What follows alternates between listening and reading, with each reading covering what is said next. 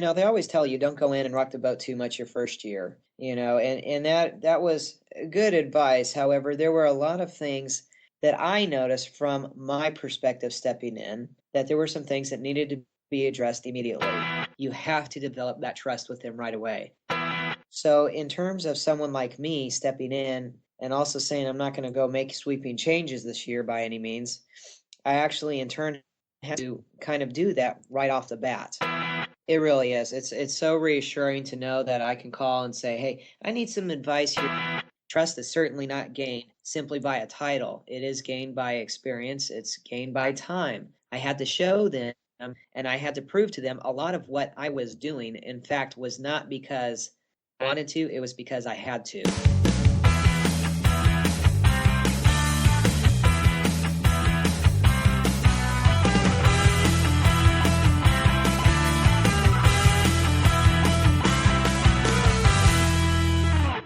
Welcome to the Transformative Principal. I'm excited to have you today. Today we're interviewing Jeff Paul, who's a principal at Smith Elementary in Owasso, Oklahoma. This is a great interview. I'm really excited about it because he took over from a principal who had been there for 25 years. Since the school was built, Jeff has been the second only principal in that amount of time. So obviously there's a lot of challenges that come along with that, and it was great to hear Jeff's perspective on how he dealt with that, the negatives and the positives, and how he has established a great school with the help of that previous principal laying the groundwork for 25 years. This is a two-part interview again. The first part, we're going to talk about the challenges and the positives with taking over from a principal who's been there for 25 years. We're also going to talk about his evaluation system for his teachers. So there's some interesting stuff in here. As always, I'd like to thank our sponsor for this episode, Paperless Principal. I recently did a post on paperlessprincipal.com talking about how to set up a PBIS screen for you to see all the great things that kids are doing at your school and show those off. So go to paperlessprincipal.com, check out the blog for that information. You took over at your school, so tell us a little bit about your school first, and then you took over after the previous principal had been there for 25 years. Is that right? That is correct. So the school I work at is a school in Owasso, Oklahoma, with a population of about 530 students. And I indeed am replacing a principal who had been here originally since the school had opened. So everyone he had actually hired. So it was a lot different. Me for several years. It's been a fun challenge, I should say, stepping into his shoes. Wow, that's pretty amazing. So you said there are 530 students there, right? And that's correct. Do you guys do K-5 or K-6? We are actually a pre-K through 5, and Okay. This is the first year that we've had pre-K at our site. It used to be all the pre-Ks were at elementary site where they actually had room to have a pre-K center. Mm-hmm. However, the goal of the district was to spread the pre-Ks out in order to increase enrollment. So this is the first year we've actually had pre-K at our site. Wow. So let's talk about the idea of taking over for someone after they've been there for 25 years and hired every single person at the school. What were some of the initial challenges that you faced when coming into a situation like that? Absolutely. Well, first and foremost, you have to understand, me coming in, I might be certified as a principal, maybe even had a little bit of experience prior to coming to the site. However, we're stepping into a school that was well-functioning, was known for its test scores, and really, honestly, it was a well-oiled machine. Pretty much, it operated as status quo. One thing took care of another, and it just flowed fairly well, from what I gather stepping in. So it was also a little bit of an outsider challenge that I had to face. Again, these were people who had already built up loyalty with the principal because, again, he's the one who hired them, and a lot of the staff had been there for many, many years.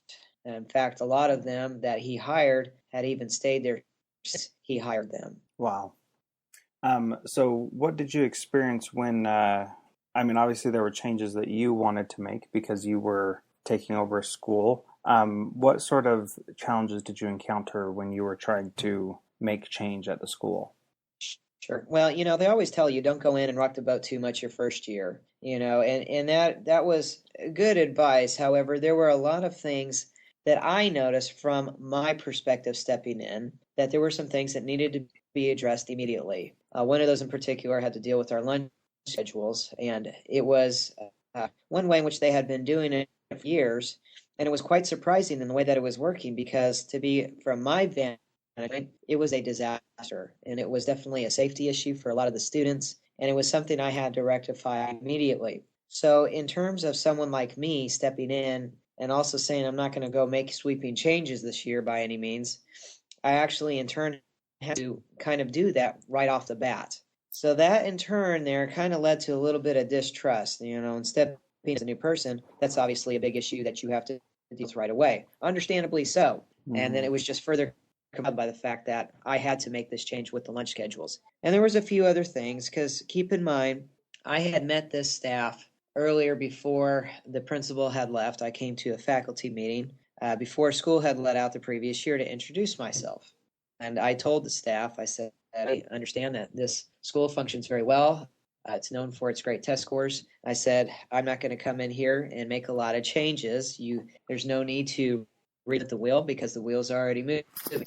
However, as you know, Common Core is here, Mm-hmm. and we were just now, as a district, really trying to move towards a Common Core direction. And in addition, we were also learning a brand new teacher evaluation program. Mm-hmm. So, as me coming in, there was actually a few strikes against me.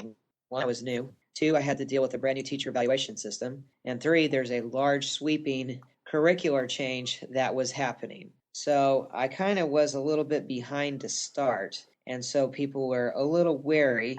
I'd say some of them, not all of them, but definitely some of the generation who was more loyal to the existing principal, understandably so. But there was definitely a lot of challenges there. So making any change in particular definitely came with a little bit degree of I don't want to say conflict. I could say hesitation, Mm-hmm. questioning, are definitely some of those issues that I had to overcome.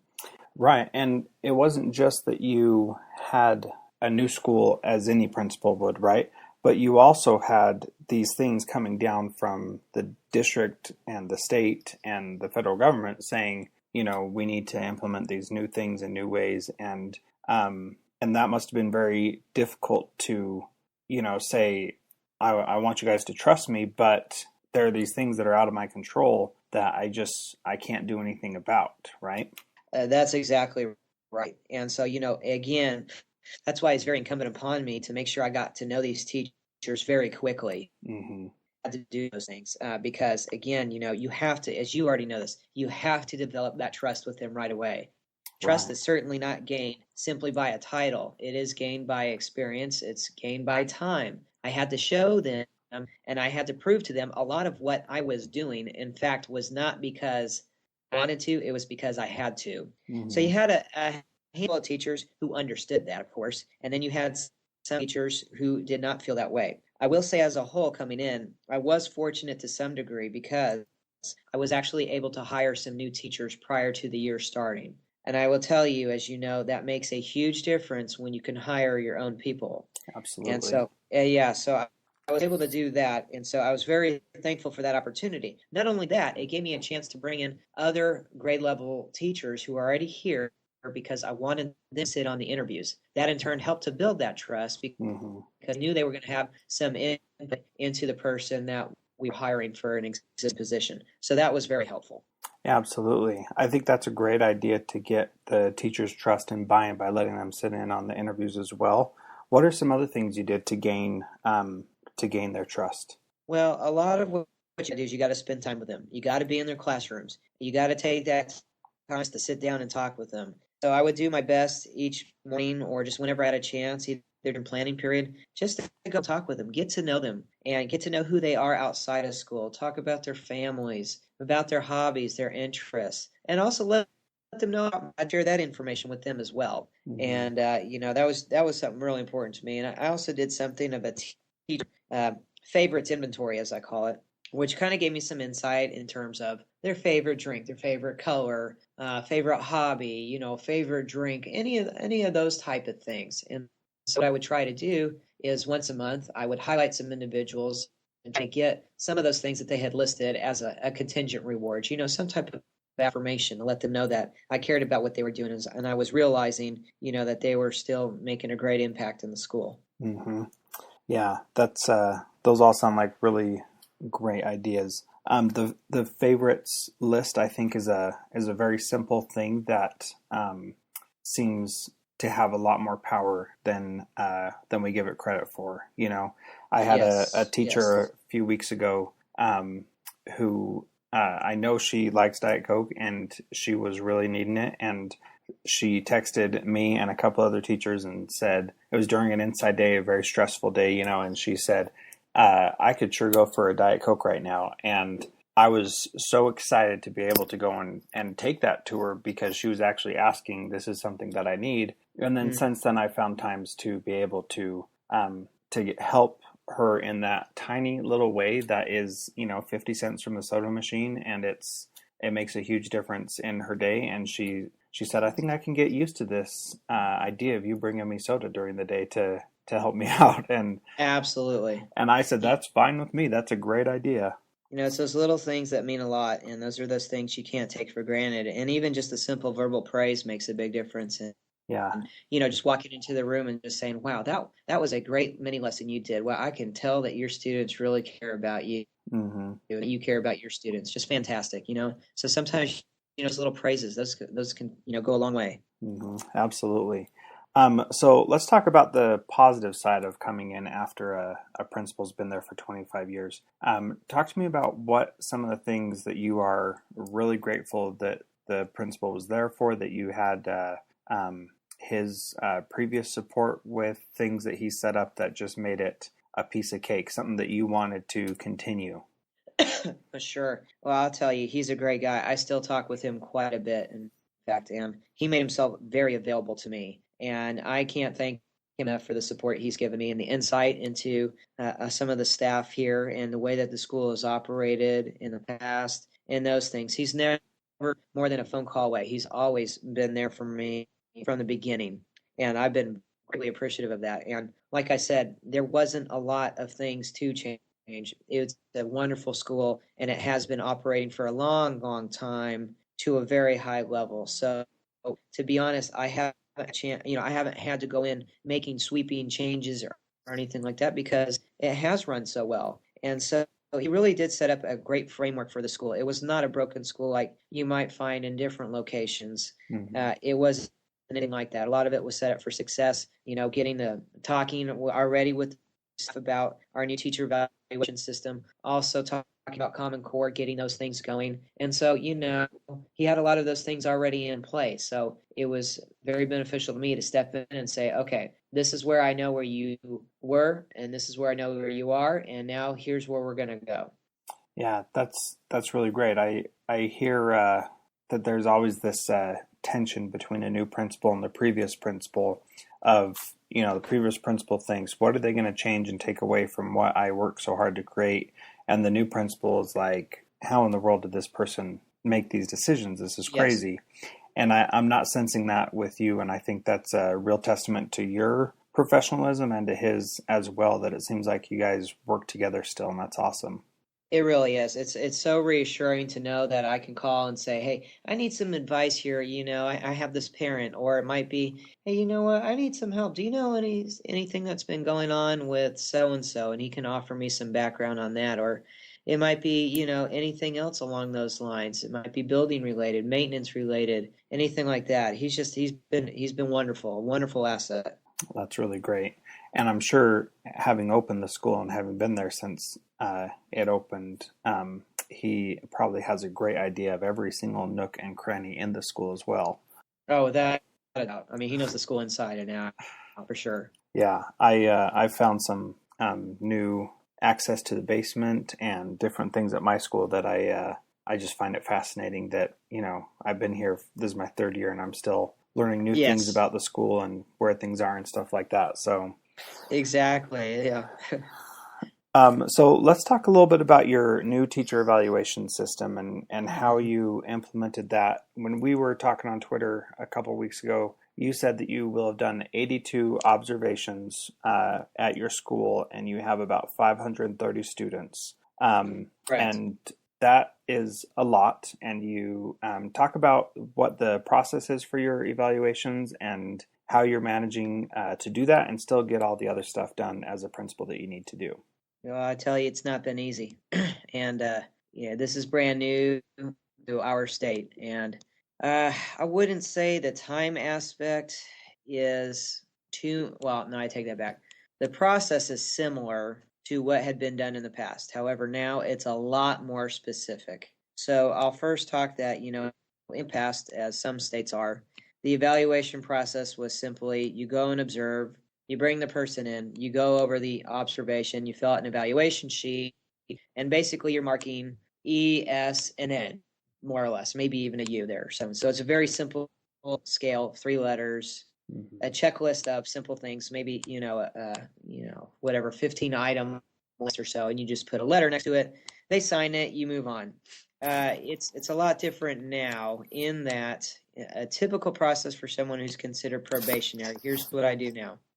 I do have to go do walkthroughs. I try to do those every day, maybe not through the same class, but definitely every day I'm in classrooms observing. I'm also looking what's going on in the hallways, in the cafeteria, before school, after school, all those things. When it's time to come and do an observation, I schedule that with the probationary teacher. I make my observation. I come back and I fill out an observation form online. Now, this online, it contains 21 indicators. Each indicator then is broken down basically into 5 areas, ranging from each one being observed. So 1 being very little evidence or none to show that it's being done, to 5, which would be considered superior, which is, the highest rating that you can get. And I have to do that on all 21 indicators. Only about, 7 to 10 of them are actually observable. The rest of them have to deal with other types of things, whether they deal with assessment type practices or involvement within the school, things that are not observed during an actual lesson. Okay, hold on just a sec there.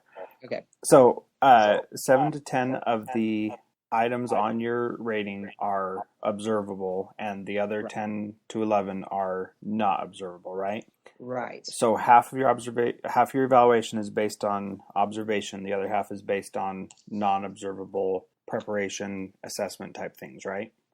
And ops correct. So that's where, in turn, it's incumbent upon the teacher to be able to evidence for it to show that they are doing these other indicators and to what degree they're doing them. So, and mostly for me, what I do is after I've done an observation, I bring the teacher. I actually take a lot of notes first with them, in terms of that to me is more authentic. Me saying, okay, we've already pre-conferenced.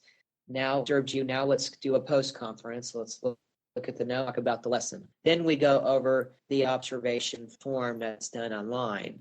And basically at that point, it's more of a discussion when we do that, because again, I can't see in things that they bring to me to show me that which I could give them credit for. So our observation is not based simply on a lesson. What we call it is an observation plus. And so that contains anything that takes place outside of or inside the classroom, outside the class, take place during an actual lesson that I observed. So I do that. That's one time. I have to do that a total of 4 times with one probationary teacher. I do 4 observations and I do 2 evaluations. And so after every observation, I have to fill out an evaluation form that's based on the same indicators, but that's the official one that I will submit the district. And so I do so basically it's a 4x2, as I call it, on them. And so I have 14 probationary teachers. Oh, wow. So you can see that takes a lot of time to do just for that round. Sure. That I have deadlines on them. There are deadlines on probationary teachers that I have to adhere by. So I'm definitely spend a lot of time with them.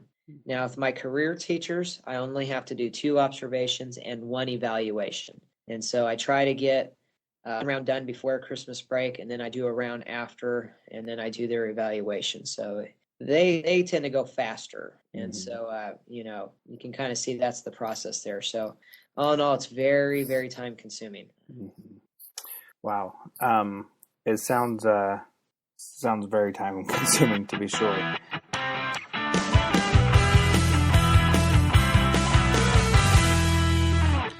I hope you enjoyed that interview, the first part at least. Jeff is a great principal. You can tell by the way he talks about his teachers and how much he respects them and the great things that they're doing.